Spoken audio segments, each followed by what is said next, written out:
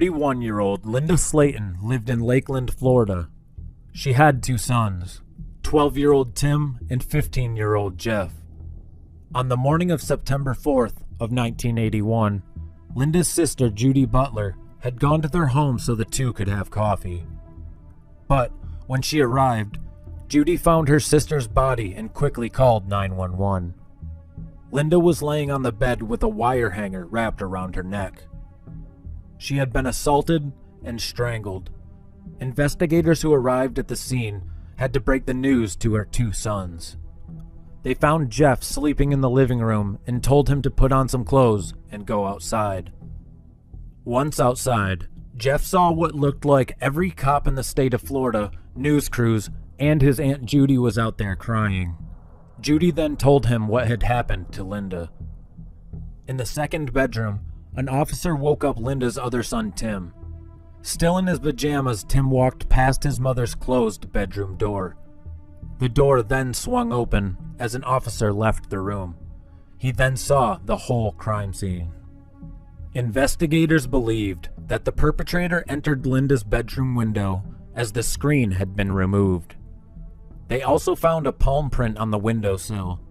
Furthermore, they were able to collect DNA belonging to an unknown man from her body. Investigators then tried to learn more about Linda to try to find if the person responsible was someone close to her. They looked at Linda's ex-husband, Frank Slayton. She divorced him in 1974 when she was 24 years old. He was a violent alcoholic and would turn abusive and hit Linda. Even though he was an asshole, investigators could not link him to the crime. Another person investigators looked at was Jeff Slayton. They interviewed him a few times but could not prove that he was responsible either. Investigators also looked into Joe Mills. 20-year-old Mills was Tim's football coach at school. After getting divorced, Linda struggled for work, made her own clothes to save money, and could not afford a car. Mills then drove Tim to and from practice every day. Investigators could not link Mills to the crime scene either. Sergeant Edgar Pickett worked at the Lakeland Police Department as a fingerprint expert. He scoured the entire crime scene and was the one that found the palm print on the windowsill. The palm print and the DNA taken from Linda's body was stored so it could be used at a later date. Jeff and Tim moved in with their grandparents, Clarence and Margaret Harris. They were terrified and almost never left the house. They all slept in the same room except Grandpa Harris. He would stand guard with a gun all night while they slept. The grandparents hoped a quick return to familiar routines would help their distraught grandsons. A few weeks after their mom's funeral, the boys were back in school. They decided to focus on football. This is a photo of Tim's football team, taken a month after Linda's life was taken. Tim hung the photo in his bedroom. He said it reminded him of something his mom taught him, to keep moving forward and never giving up. In recent years, Jeff and Tim stated that there is still grief and guilt for not hearing anything that night, for not coming to their mom's rescue.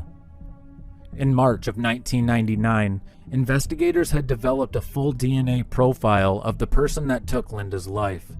All they needed was a match. Detective Brad Grice took over the case in 2001. He took dozens of DNA samples from prior persons of interest, submitting them to the Florida Department of Law Enforcement for comparison. Detective Grice then met with Jeff and Tim. He took DNA samples from the brothers to clear them again. He also promised them that he would not retire until he solved their mother's case. Frank Slayton, who had stopped drinking, also volunteered a sample, but none matched. Then, in September 2001, Detective Grice got a tip. Nearly a year after Linda's life was taken, a 24-year-old man named Jimmy Ulmer pulled a 10-year-old girl through her bedroom window and nearly took her life. Ulmer was convicted of that and sentenced to 80 years in prison. The savage assault seemed eerily similar to Linda's case. Furthermore, Detective Grice discovered that around the time Linda's life was ended, Jimmy Ulmer had been staying with a friend who happened to live in the very same apartment complex as Linda. Detective Grice, along with Jeff and Tim, felt confident that they had their man. Ulmer passed away in prison in 1996, but Grice got a DNA sample from his mother. When his DNA did not match the DNA from the crime scene, it was a massive disappointment. It felt like they were back to square one. By 2005, Detective Grice was headed up to a new cold case unit and got the FBI to run the DNA profile continuously through all federal databanks. But the years continued to pass without a match. In 2015, Detective Grice had medical problems which forced him to retire, meaning he unfortunately couldn't keep his promise. All hope was not lost, however, as in 2018, groundbreaking DNA technology began to electrify the law enforcement community. Genetic genealogist Cece Moore decided to take on Linda's case. She is a renowned expert in the field of investigative genetic genealogy. Cece has been responsible for solving so many cold cases, many of which have been covered on this channel. Moore uploaded the DNA profile to a public genealogy website called GED Match. She then meticulously constructed branch by branch the culprit's family tree. She made these connections by poring over birth certificates, marriage license, obituaries, and social media to fill in the family tree with names.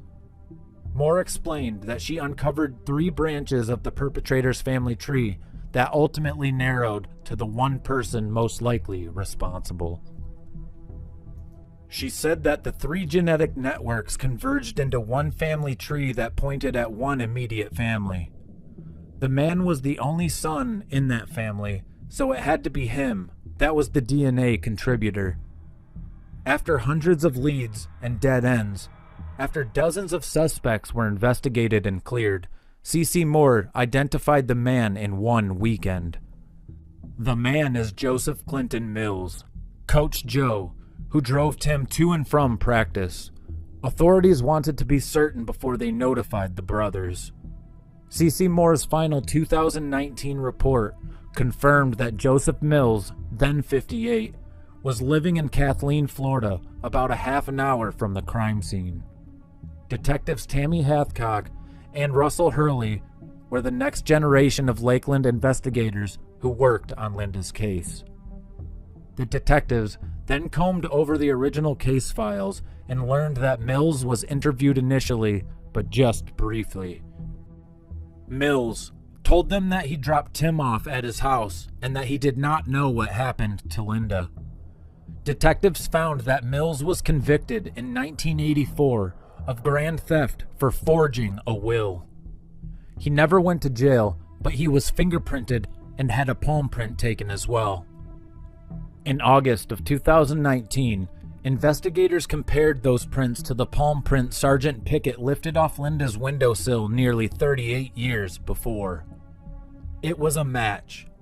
High-tech genetic genealogy had identified Mills as the likely culprit, and an old-fashioned palm print helped confirm his identity. Detective Hathcock and Hurley still needed to compare a fresh DNA sample from Mills to the decades-old DNA recovered from the crime scene. They covertly took Mills's trash back to the police department. They discovered a piece of used medical adhesive tape and sent it off to the Florida Department of Law Enforcement Crime Lab for testing. 11 days later, the tests came back and it was confirmed that Joseph Mills took the life of Linda Slayton.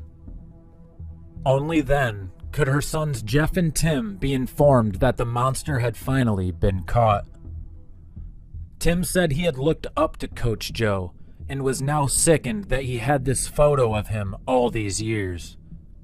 Even more sickening was that Mills continued driving Tim to and from practice after he took Linda's life.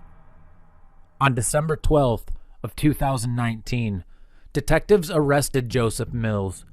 Here is a picture of Detective Tammy Hathcock reading him his rights. He showed no emotion and didn't ask why he was being arrested, almost as if he already knew. After the arrest, Tim and Jeff went to meet Sergeant Edgar Pickett, now 94 years old, to personally thank him for collecting the palm print all those years back. In 2022, Mills pled guilty to all charges. At his sentencing, Linda's family wanted to know why. Jeff yelled at him in court, "Why? I just want to know why, Joe. Why'd you take my mama from me? I loved my mama. We was happy." Mills's response infuriated everyone. "I am a good person. I'm not that person that they're painting me out to be." Finally, in February of 2022, Mills was sentenced to life in prison without the possibility of parole. C.C. Moore said, "We owe a huge debt of gratitude to those original crime scene investigators. Because at the time this crime was committed, they didn't even know DNA was going to be used in criminal investigations.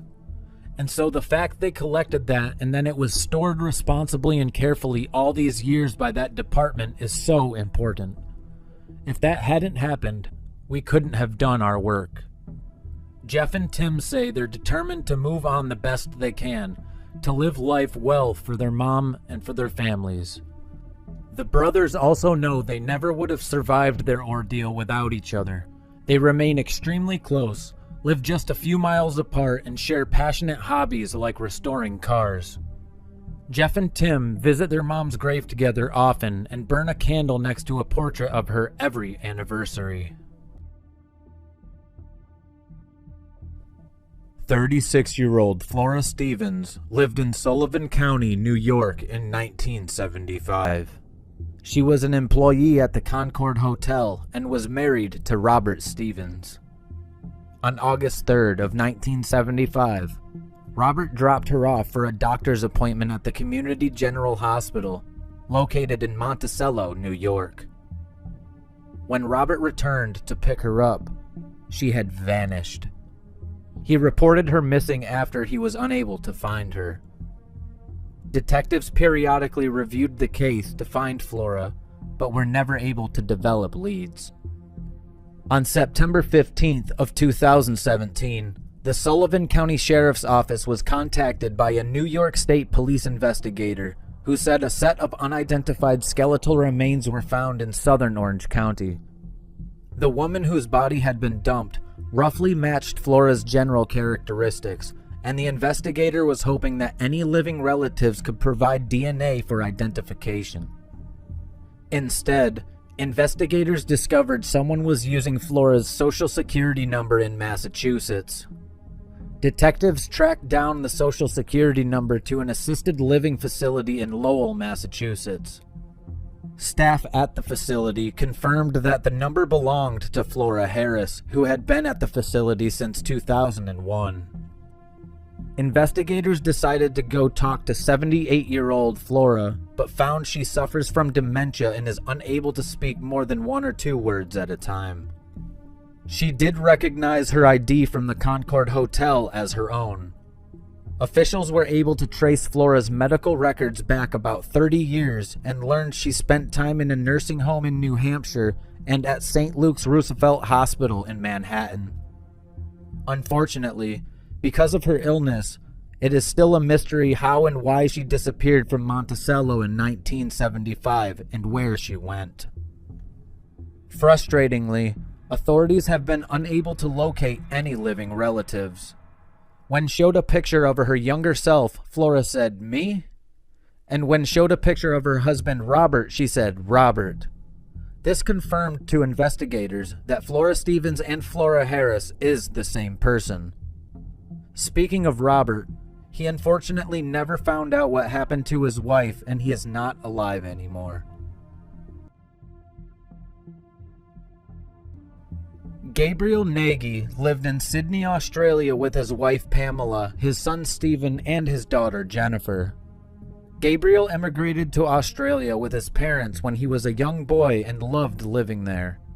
He was a devoted father and had a family that respected him and could not imagine anything ever getting between them.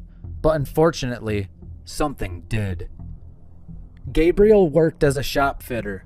He helped companies build retail spaces around the city.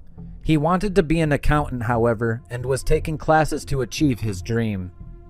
On January 21st of 1987, Gabriel went into the city to run some errands.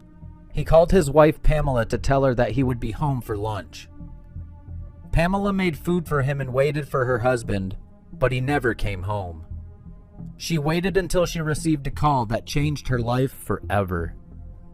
The police had found the burned-out shell of Gabriel's car on the side of the road. There was no sign of him to be found.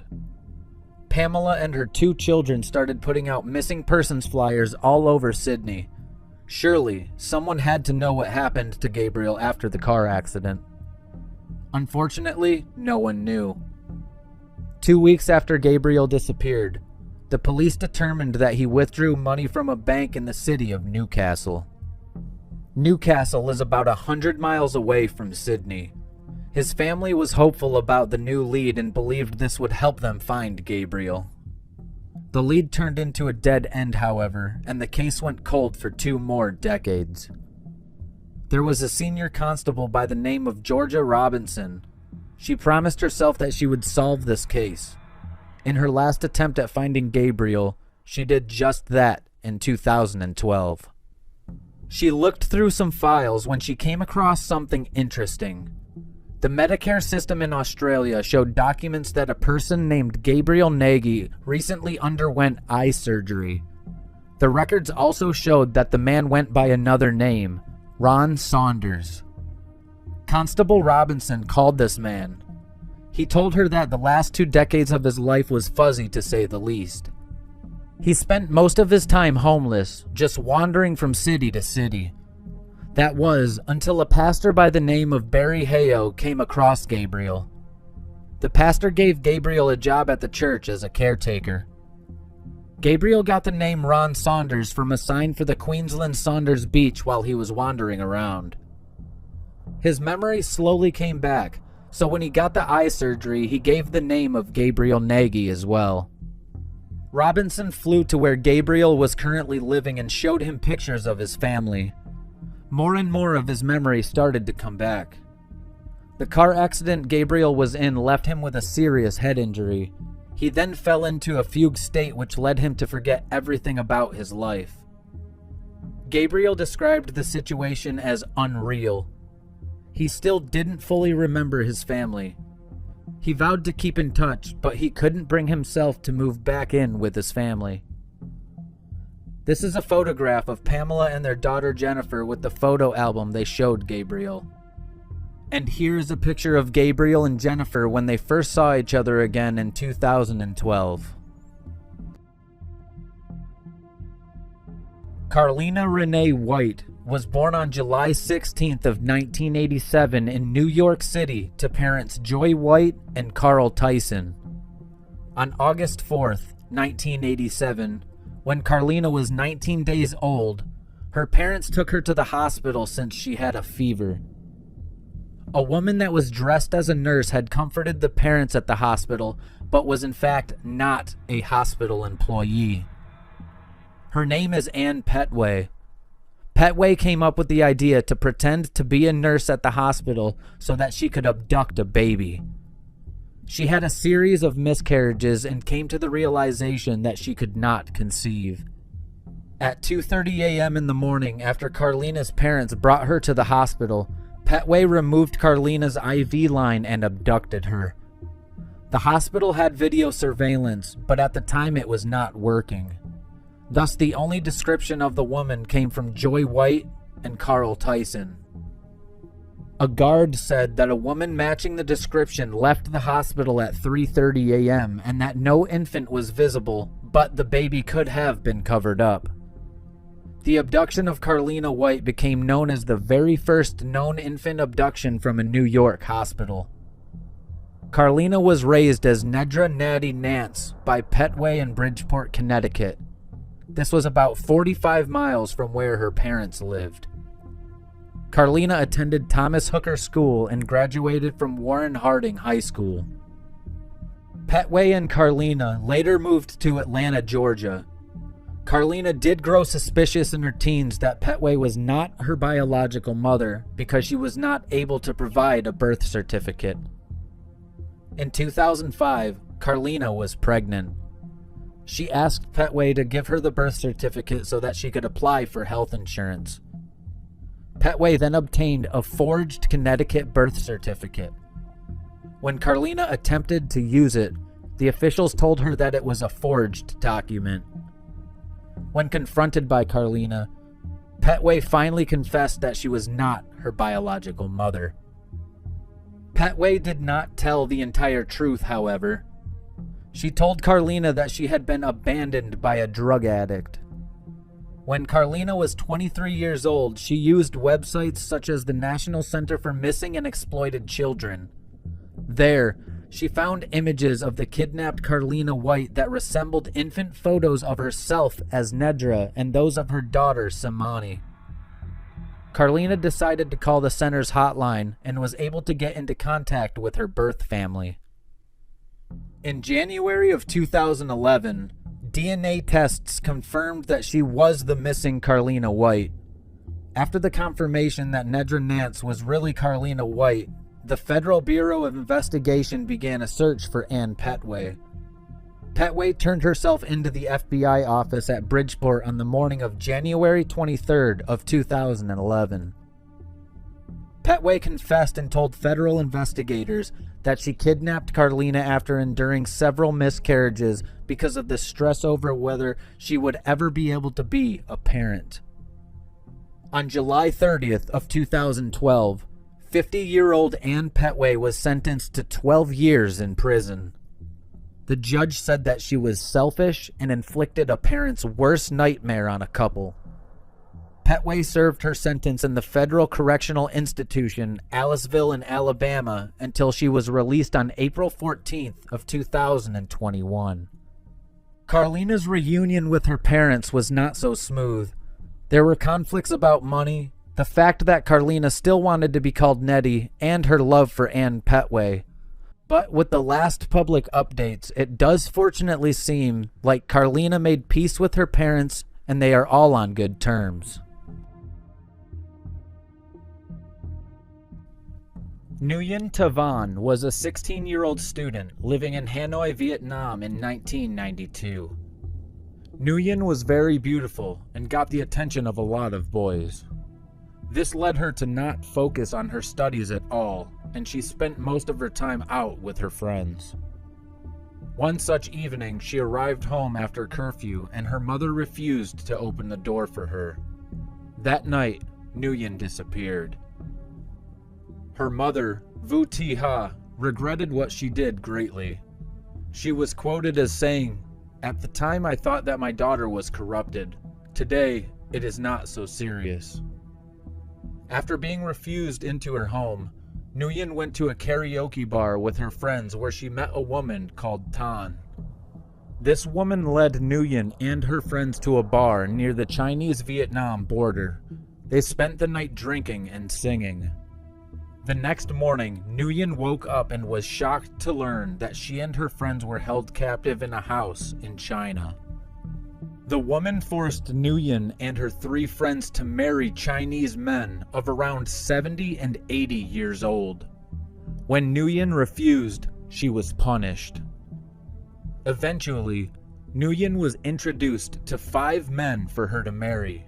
One of them was 40 years old. She married the man that was 40, as she was scared about what they were going to do to her if she refused them at all.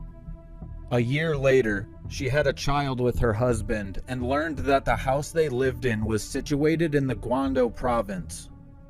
Nguyen tried to run away twice, and both times she failed. After the failure of her 3rd attempt, she was chained for 2 weeks. Nguyen met a Vietnamese driver who worked at a farm near her house. She begged him to help her after she told him the whole story. The driver came up with the idea of putting her in a cage with pigs in the back of his truck to make sure she was not seen. They drove for 70 miles before taking a cab. They kept moving to the Vietnam-China border for another 100 miles. After saying goodbye to the cab driver, the truck driver and Nguyen traveled for 3 more months on their way to the border. At the border, they met a taxi driver who took them over the border for free since they had no money. Once entering Vietnam, Nguyen was scared that her family had passed away. This was now 21 years after she disappeared. The truck driver told Nguyen, however, if your parents passed away and your family does not accept you, you can come back and live with me. With that reassurance, Nguyen went to look for her family. She asked many people for help since Hanoi changed so much since she had left. In a surprise twist, the 6th person she asked was her very own uncle. They did not recognize each other until Nguyen told him she was Miss Ha's daughter. Her uncle dropped the bundle of vegetables he was carrying and ran to his sister's house. At first, she did not believe him until she saw her long-lost daughter with her own eyes. Data from Vietnam's Ministry of Public Security shows that since 2010, there have been over 3,000 cases of human trafficking involving almost 7,000 victims, mostly women and children from poor and rural areas. A majority were sold to men seeking wives in China, Malaysia, and South Korea, or just to simply bear children. China rescued more than 1,100 women trafficked into the country, many of them sold as brides, in a joint operation with Cambodia, Laos, Myanmar, Thailand, and Vietnam between July and December of 2018.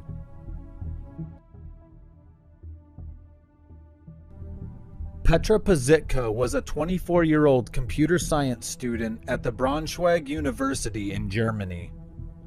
On July 26th of 1984, she visited her dentist and then went to a shop to buy a printer cartridge that she planned to give to her younger brother Karsten for his birthday. Petra also told her neighbor Misha to water her plants while she is away. She planned on visiting her parents in Wolfsburg for the holidays. Petra informed her parents how she is looking forward to be there for the holidays, finishing her schoolwork and looking after her younger brother. Her family was excited for Petra to come home, but unfortunately, she never did. At first, they thought that she stayed longer at the university, but there were no signs of her there. 2 days later, when she missed Karsten's birthday party, her parents reported her missing. A massive police search then ensued. Her disappearance was featured on TV as well, but no leads came in. There was not much to go on for the police, and the case went cold. In 1985, a 19-year-old carpenter's apprentice, simply known as Gunter K., confessed to ending the lives of both Petra and a 14-year-old. The police did not believe his story, however, and found that he had nothing to do with Petra's disappearance. In September of 2015, 31 years after Petra disappeared, there was finally a breakthrough in the case. The police were called to an apartment in Dusseldorf belonging to a 55-year-old woman by the name of Petra Schneider. She wanted to report a burglary. The police wanted to see her ID, and only then did she tell them the truth. She then admitted that she is the girl that went missing 31 years ago. She said that she carefully planned her disappearance. Even after being found, she wants no contact with her family. Since her disappearance, she had been living in various places across Germany under the name Petra Schneider. She had no passport, identity card, bank account, doctor, dentist, or insurance. Petra saved up 4,000 Deutsche Marks, equivalent to $2,000, to fund her disappearance. She avoided everyone and kept to herself mostly. If it wasn't for the burglary at her apartment, the case may never have been solved. Her family is devastated. Her father passed away a few years ago, but her brother and mother were in shock and in tears when they heard the news. The police tried to arrange a reunion between Petra and her family, but she is adamant about never wanting to see them again. Let me know in the comments section if you think Petra should have told her family she was safe after leaving. Denise Bolser was a 24-year-old woman living in Raymond, New Hampshire. She worked as a bookkeeper for a small company. On January 17th of 1985, she disappeared, and the only lead was a note that was left behind. When her husband came home, he found the note, which read, "We've got your wife."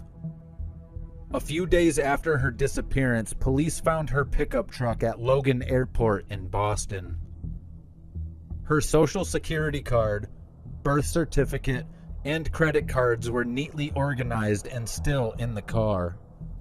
Authorities pursued the theory that she may have been kidnapped, but could find no real evidence aside from the anonymous note.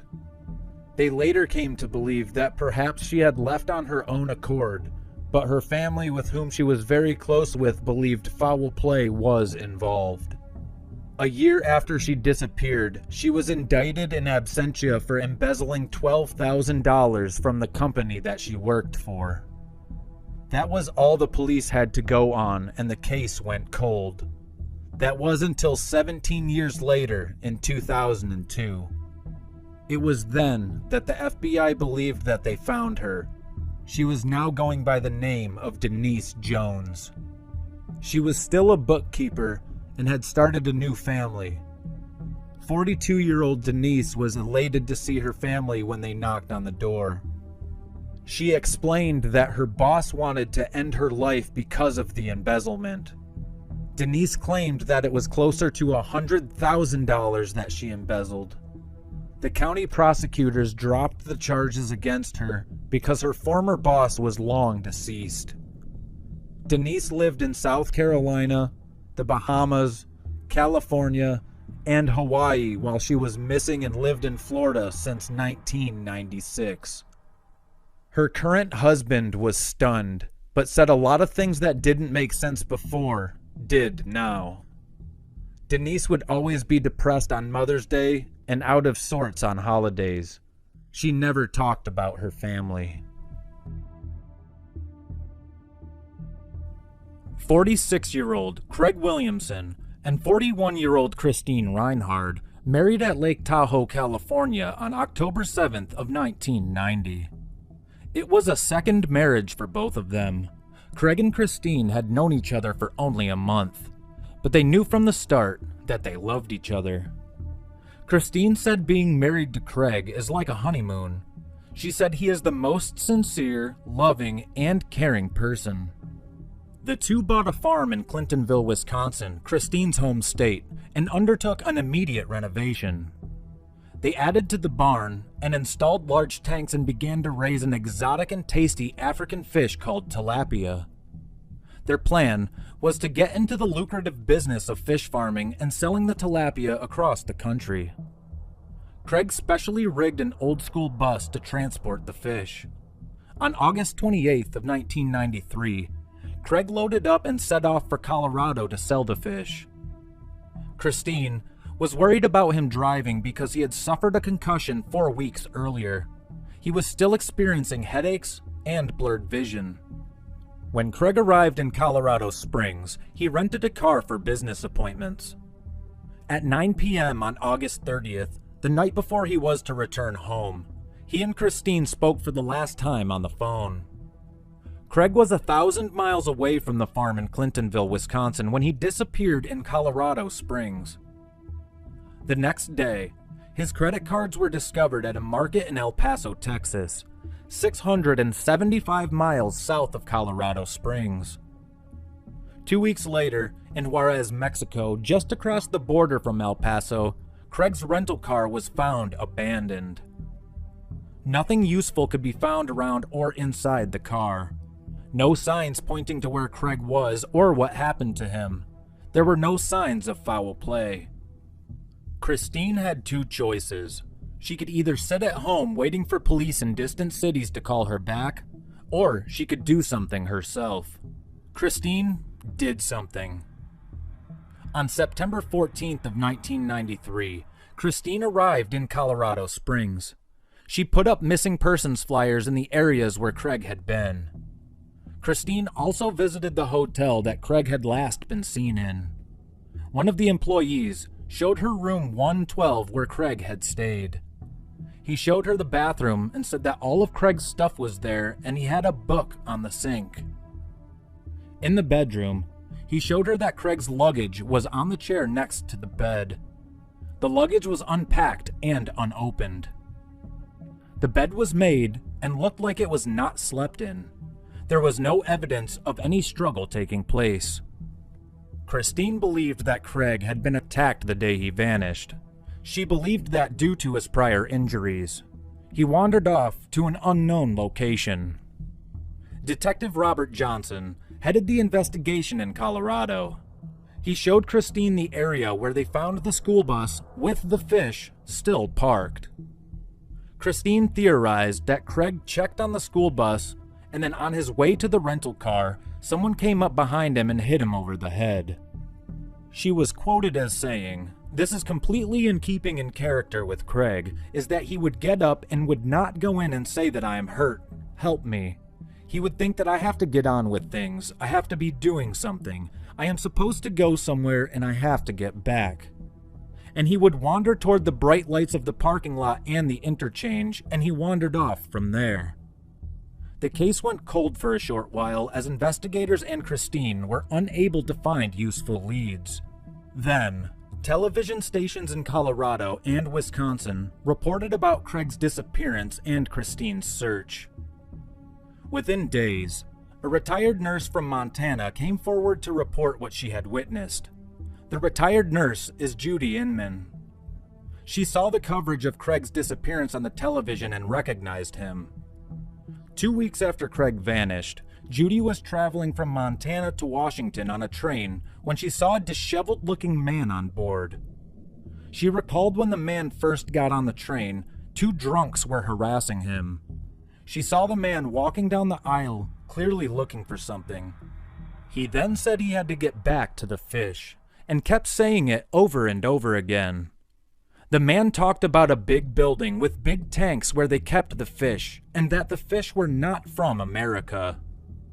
Being a retired nurse, Judy Inman knew that there was something wrong with the man.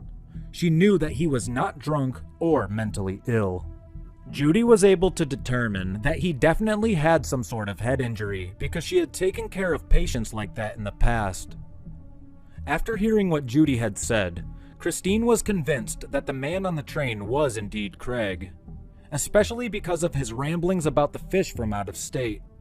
She also believed he was headed to Washington because they had initially met there. Christine packed up everything she would need and traveled to Washington. She also packed a bag for Craig in the outside chance that she found him. Christine set off on a 6-week odyssey, paralleling Judy Inman's train route from Whitefish, Montana to Portland, Oregon. Christine photographed all the train stations along the way and went to various locations along the train route that Judy Inman and the man were on. On December 26th of 1993, Christine met Judy Inman in person for the first time and showed her the photographs of each train station along the route. Judy believed that the man resembling Craig had gotten off at Wishram, Washington, near the Oregon border. She recognized the building because it was small and she remembered the color. Christine believed that Craig might have mistaken Wishram for Washougal. Washougal is a town that Craig had lived in during the 1980s. Craig's son went to Wishram and plastered the area with this poster, but no new clues surfaced. Unfortunately, no trace of Craig was found. Christine then talked about how difficult it was going back to the farm in Wisconsin empty-handed. It was absolutely terrible to drive back here after looking for Craig for the 6 weeks that I did. This place was so cold and empty, everywhere I looked, things reminded me of Craig all the time. I can't give up. I will never give up. I will just constantly look for him until I am no longer alive or he is found. Those are the only 2 options. I know he is alive, and I know someday I will find him. The trouble is, I do not know when, and I just have to keep hanging on. The hardest part is hanging on. Investigators suspected that Craig may have staged his disappearance based on how his credit cards were left in plain sight. They also noted that his rental car had beard clippings in it. Lab technicians determined that they had been cut with scissors, suggesting that he was changing his appearance. He had $2,500 cash with him when he vanished. He and Christine also had put all of their money into the farm and borrowed another $400,000. Finally, his bus seemed ill-equipped to bring fish back from Colorado. It had no tanks, fish food, or coolers. On May 25th of 1994, Craig's disappearance was covered on Unsolved Mysteries. They described him as a 49-year-old man, 5 feet 10 inches tall and weighing 190 pounds. He had gray hair and blue eyes. They also showed television footage of Craig. It was filmed in Wisconsin in February of 1993, 6 months before Craig disappeared. In a twist, Craig saw a re-airing of the broadcast and recognized himself in July of 1995. He was living in Key West, Florida. He claimed he was mugged in Colorado Springs and developed amnesia, which had worsened due to the concussion that he had suffered the month before he disappeared. Craig could not remember much else from the attack, claiming that he woke up in a hospital with the name Ron. He also claimed that he wandered aimlessly throughout the United States before arriving in the Key West, where he found a job as a diver. Craig soon contacted Christine, along with his ex-wife. Unfortunately, he did not remember Christine or his family. Nevertheless, Christine and Craig were reunited a few days later. The two later traveled to Colorado Springs, hoping that something would jog his memory. However, the trip was unsuccessful. They decided to divorce, but remained friends. Craig moved to California to stay with friends, while Christine moved to Wyoming to start a new life. Despite Craig's claims, investigators are still suspicious of his amnesia and believed that he staged his disappearance. They believe he ran away to escape debts and the responsibilities of running his new business. Do please let me know what your thoughts are about this case down below in the comments section.